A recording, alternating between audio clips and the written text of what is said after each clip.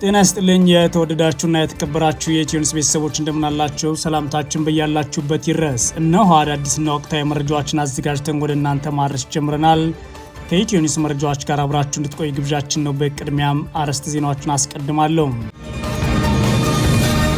በአማራ ክልል ጎጃም ቀጠና በአገዛዙ ጦርና ፋኖ ኃይሎች መካከል በከባድ መሳሪያዎች የታገዘ ውጊያ መከፈቱ ተሰማ።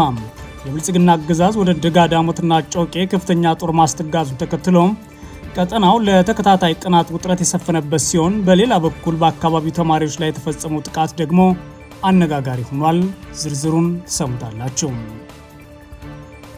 ህወሓት በአዲስ አበባ በጄኔራል ጻድቃን ገብረትንሳኤ የተጠራውን የተቃውሞ ሰልፍ የሚሳተፉትን ጨምሮ ተቃወመ።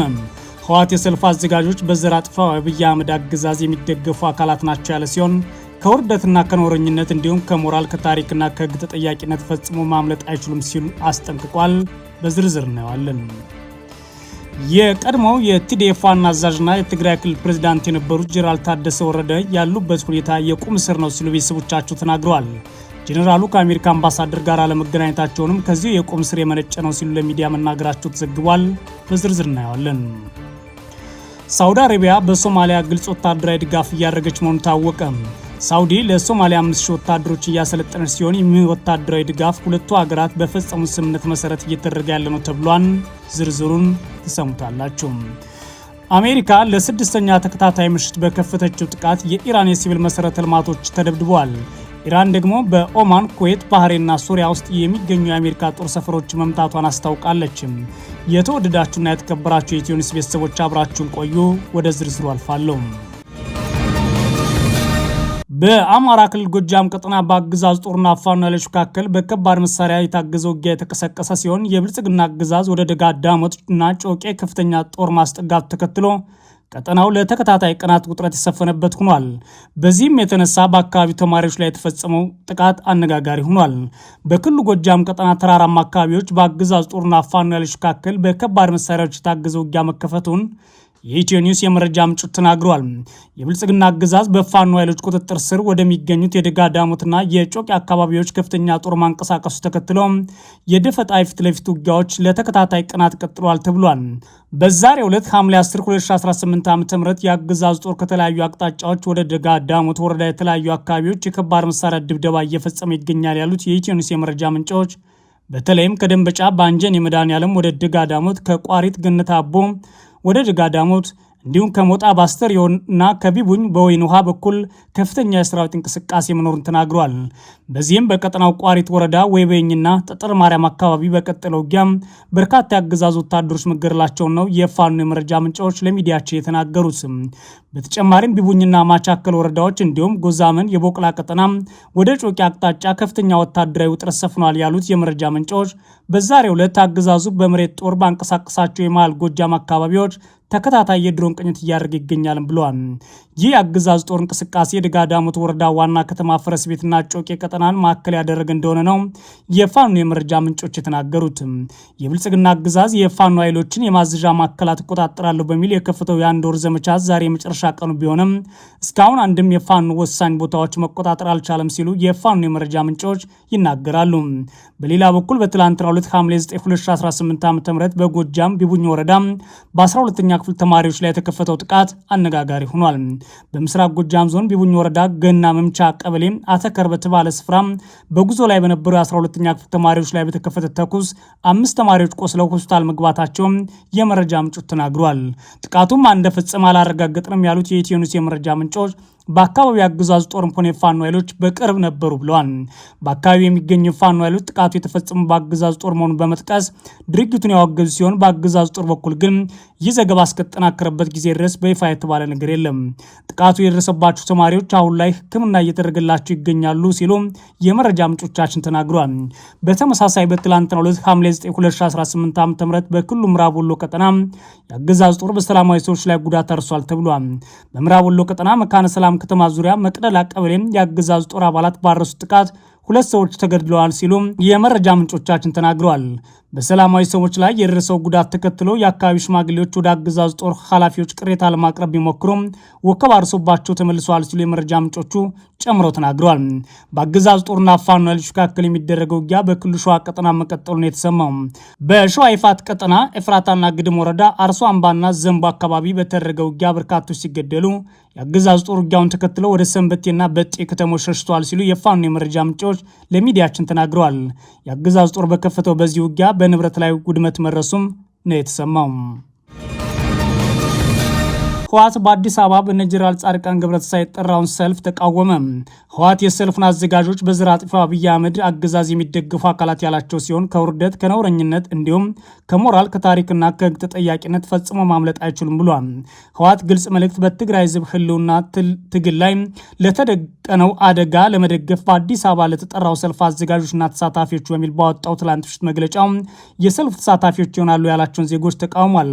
ህወሓት የአብይ አህመድን ጄኖሳይዳዊ አገዛዝ በትግራይ ህዝብ ላይ ሁሉንም አይነት በጭካኔ የተሞሉ ድርጊቶች እየፈጸመ ይገኛል ያለ ሲሆን አሁን ላይ በትግራይ ላይ በኃይል ለመዝመትና ህዝቡን ለመጨፍለቅ የድሮን ጥቃቶች እየፈጸመ ባለበት ሁኔታ ወታደራዊ ኃይሉም እያሰባሰበ መገኘቱ ግልጽ ነው ብሏል።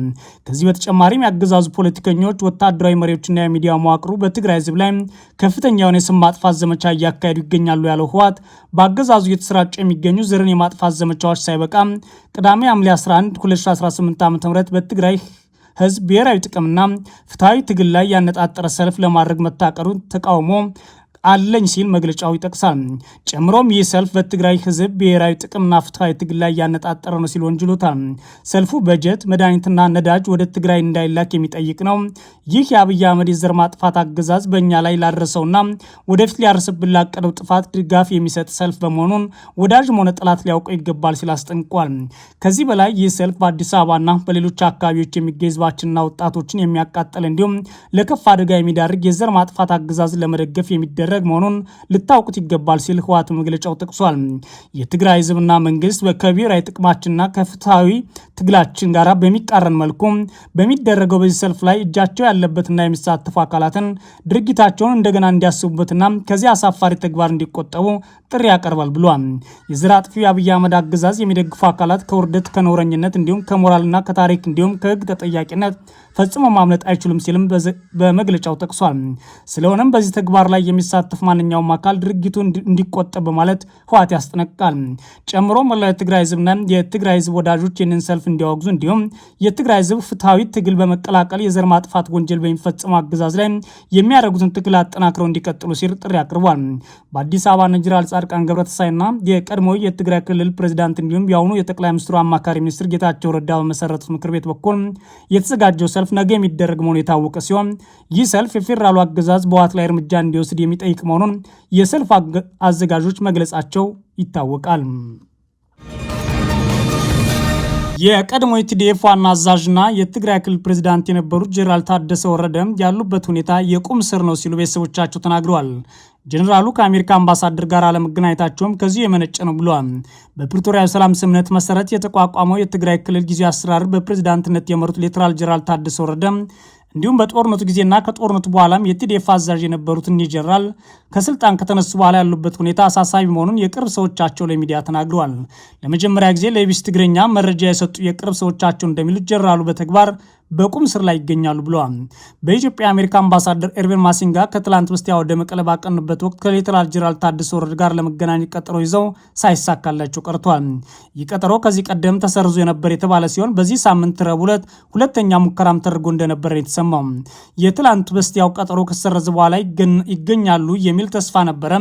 ቀጠሮ ከቀኑ 5 ሰዓት ነበር። እሳቸውም ቀጠሮ እንዳላቸው ያውቁ ነበር ይላሉ የጀነራሉ የቅርብ ሰዎች ለኢቢሲ ሲናገሩ። ነገር ግን ቀጠሮ ሊደርስ 1 ሰዓት ብቻ ሲቀረው ከቀኑ 4 ሰዓት ገደማ ከቪአይፒ ጥበቃ ኃላፊዎች በተደወለ ስልክ ሁኔታዎች የተቀየሩ መሆኑን አወቅን ብለዋል። ለጀነራሉ ጥበቃዎች፣ አሽከርካሪዎችና ረዳቶች የተላለፈው አስቸኳይ መመሪያ ብለው ቤተሰቦቻቸው እንደተናገሩት ምንም አይነት እጀባ አታርጉ፣ ምንም አይነት እንቅስቃሴ አታካሂዱ፣ ተሽከርካሪዎች አይንቀሳቀሱም። ይህም ለራሱ ወይም ለጀነራል ታደሰ አሳውቁት። ይህን ትእዛዝ ከተላለፈ በኋላ ማንኛውም እንቅስቃሴ ብታደርጉ ሊያስቆማቸው የሚችል ሌላ ኃይል አለ። ስለዚህ ምንም ችግር እንዳይፈጠር ማንኛውም አይነት እንቅስቃሴ አታርጉ የሚል ነበር ብለዋል። የጥበቃ ኃላፊውን ትእዛዝ ሲያስተዋውቋቸውና ጀነራል ታደሰ ወረደ ድርጊቱ እንዳልተቀበሉና እኔ ራሴ መኪና ድርቼ ሄዳለሁ ማለታቸውን የቅርብ ቤተሰቦቻቸው ለሚዲያው ተናግረዋል።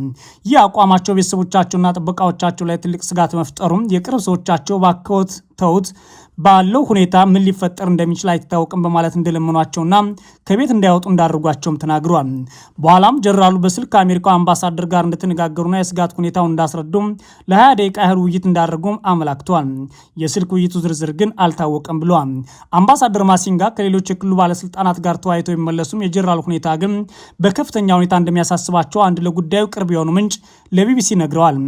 ይህ ክስተት አንድን ክልል ሲመሩ የነበሩ ጀነራል የመናገር ሰዎችን የማግኘትና የመንቀሳቀስ መብታቸው በተግባር እንደታገደ ያሳያል። ቢወጡ ኖሮስ ምን ያጋጥማቸው ነበር ሲሉ ጥያቄ መሰል ሀሳብ ሰንዝረዋል። ጀነራል ታደሰ ወረደ ከስልጣን ከተነሱ ከሚያዝያ 30 በኋላ ወደ ፕሬዝዳንት ጽሕፈት ቤት ሄደው አያውቁም። ከስልጣን ካነሷቸው ከነ ዶክተር ደብረጽዮን ገብረ ሚካኤል አስተዳደር ጋር ምንም ግንኙነት እንደሌላቸው የቅርብ ሰዎቻቸው ለቢቢሲ መረጃ ተናግረዋል።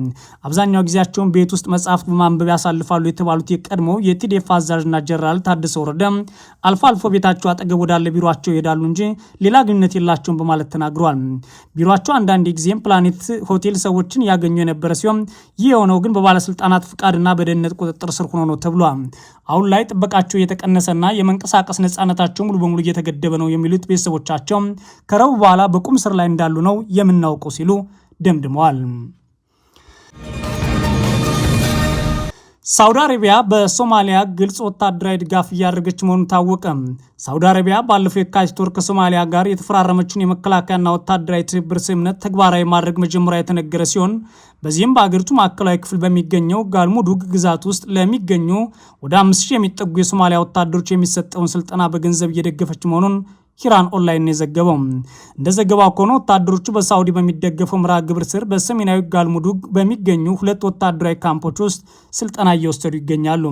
ይህ ስልጠና ከሮማኒያ፣ ከዩክሬን፣ ከደቡብ አፍሪካና ከኮሎምቢያ በመጡ የውጭ ሀገር ሰልጣኞች እየተሰጠን የተባለ ሲሆን የሳውዲ ወታደር ባለስልጣናት በቅርቡ በስልጠና ተቋማቱ በመገኘት የስልጠናውን ሂደት ገምግሟል ተብሏል። ስለተጀመረ የስልጠና መርሃ ግብር የሶማሊያም ሆነ የሳውዲ አረቢያ መንግስታት እስካሁን የሰጡት ይፋዊ መግለጫ ግን የለም።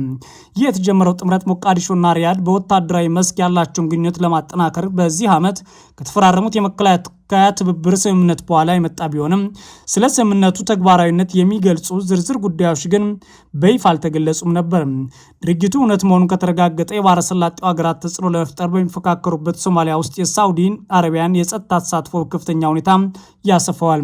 የተባበሩት አረብ ኤሚሬትስ የፑንትላንድ የጸጥታ ኃይሎችን በገንዘብ በስልጠናና በትጥቅ ረገድ ለረጅም ጊዜ ሲደግፍ የቆየች ቢሆንም በአቡዳቢና በሶማሊያ ፌዴራል መንግስት መካከል ያለው ግንኙነት ግን ከጸጥታና ከወደብ ስምምነት ጋር በተያያዙ ዝግቦች ምክንያት በቅርብ ዓመታት ውስጥ የሻከረ መሆኑ ይታወቃል።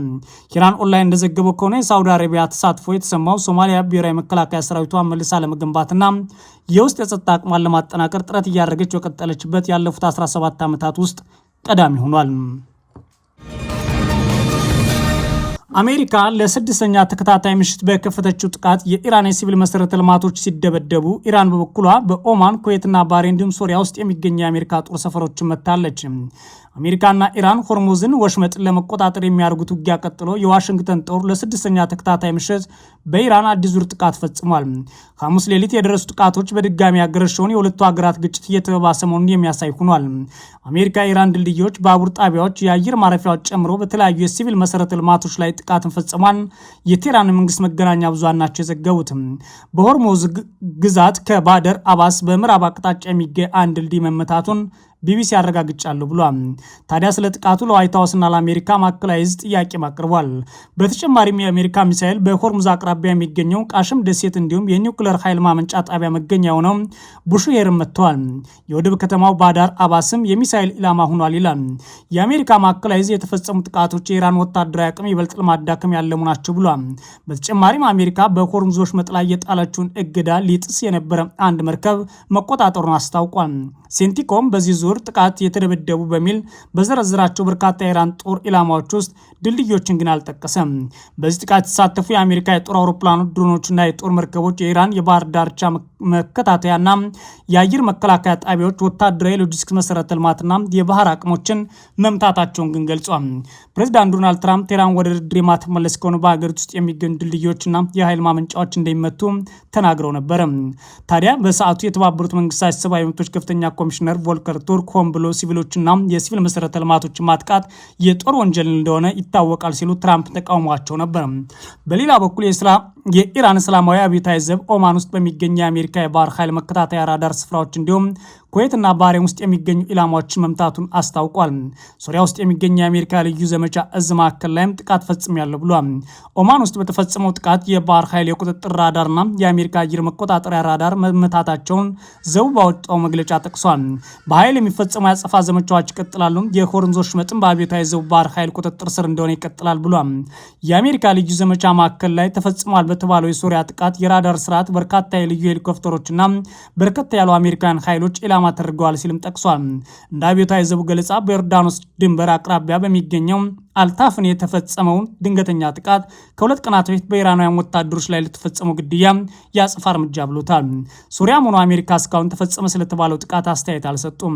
የዮርዳኖስ ጦር ግን ወደ ሀገሪቱ የተወነጨፉ 3 የኢራን ሚሳይሎች ጉዳት ወይም ውድመት ሳያደርስ መትቼ ጥያለሁ ብሏል። ኢራን አብዮታዊ ዘቡ አዲሱን ጥቃት ከፈጸሙ አስቀድሞ አሜሪካ በርካታ የኢራን ጦር ኢላማዎችን መምታቷ ይታወቃል።